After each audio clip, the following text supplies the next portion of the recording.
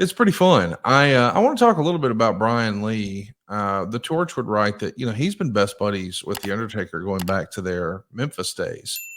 So much so that Brian Lee was actually in Mark Calloway's wedding party the year prior to this. So these guys have been pals for a long time. Obviously, the Undertaker is a well-established character, has a little bit of stroke, if you will, within the company.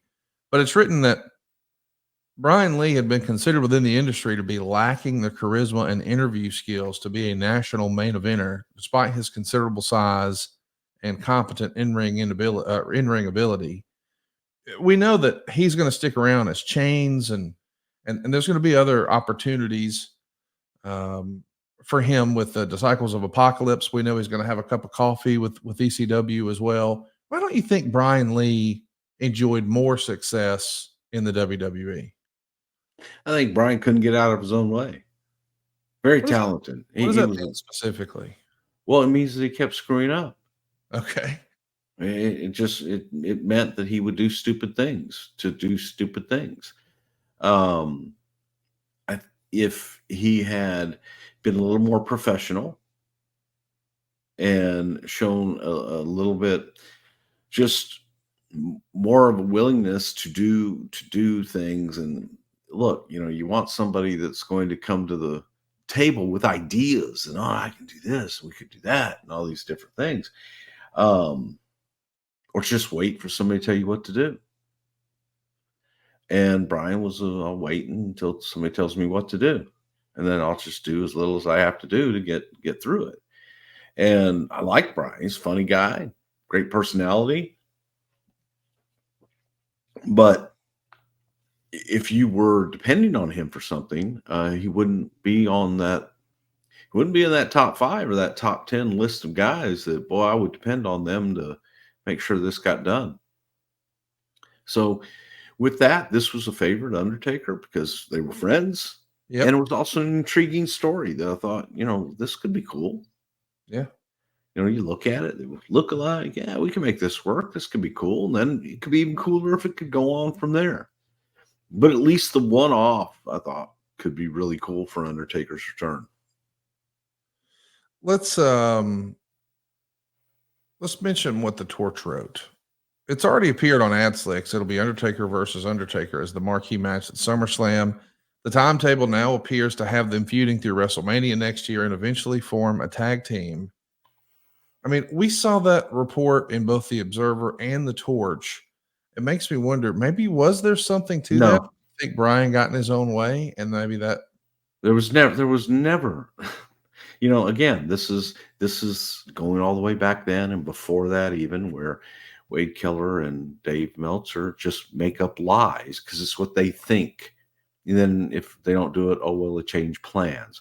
No, folks, we never had an intention ever of having them be a tag team.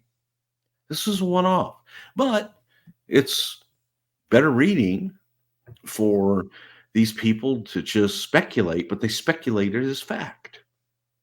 And when nobody else knows, there was nobody to disprove them and to challenge their lies, because we stayed in our world, they stayed in their world.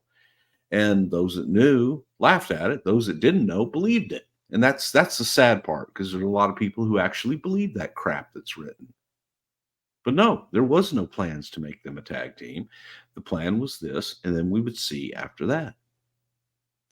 And Vince, frankly, wasn't. Vince was not high on really even the idea of the Undertaker versus the Undertaker at first, because there's one Undertaker, and so the idea of having a tag team of Undertakers in Vince's mind split the spotlight and would not have worked. So Vince was vehemently against it. But at the same time, we were taking a wait and see approach to it to see, could we get more matches out of this? What else could we do?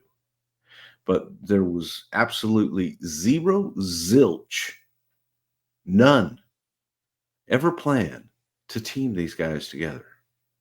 Now, whether or not Brian Lee went out, called Dave Meltzer or Wade Keller and said, hey, they're going to make me a tag team and I'm going to do this, I have no idea.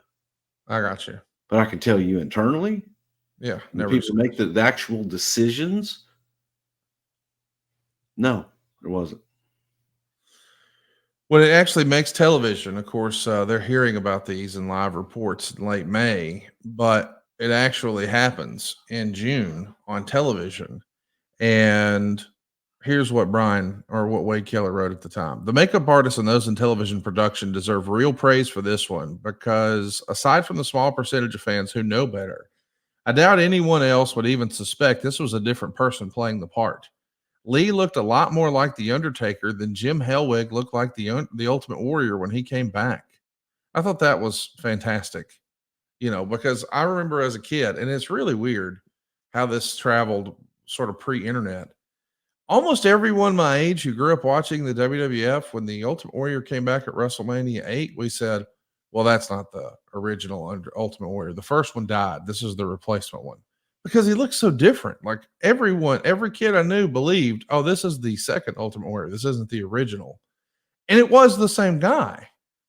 But here we've got someone imitating the Undertaker, and he looks more like the original Undertaker than Jim Hellwig looked like the original Ultimate Warrior. Great job. Do you remember anybody who helped in that process to position Brian Lee to look like the Undertaker? Folks maybe who don't get shout outs or acknowledgement. Do you remember any unsung heroes Oh, from makeup or what right. have you we could shout out?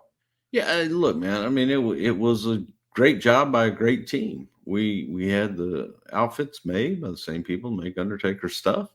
We did makeup exactly like we did Undertaker. Hats off to Jerry Lawler, who actually drew the tattoos, hand drew the tattoos on Brian Lee's arms to match the Undertaker's. Wow. So we had those tattoos made and you put them on, but it wasn't as advanced as it is now for movies and what have you. Movies are able to cut and do different things to make things look a lot better. We're live. We didn't have that ability. So Jerry Lawler, after the stencil was put on and the tattoo was put on, Jerry would then trace over it. He would draw it and then color it in with a pen, with like a ballpoint pen. And it was incredible. And Jerry enjoyed doing that. But I think that was a big difference too, man, because it was so close. He would sit there and look at Undertaker's arm and draw it on Brian Lee's. So Well, hats just off to Jerry Lawler. what a great little nugget of information. I'd never heard that before. That's awesome. Thank you for sharing that with us.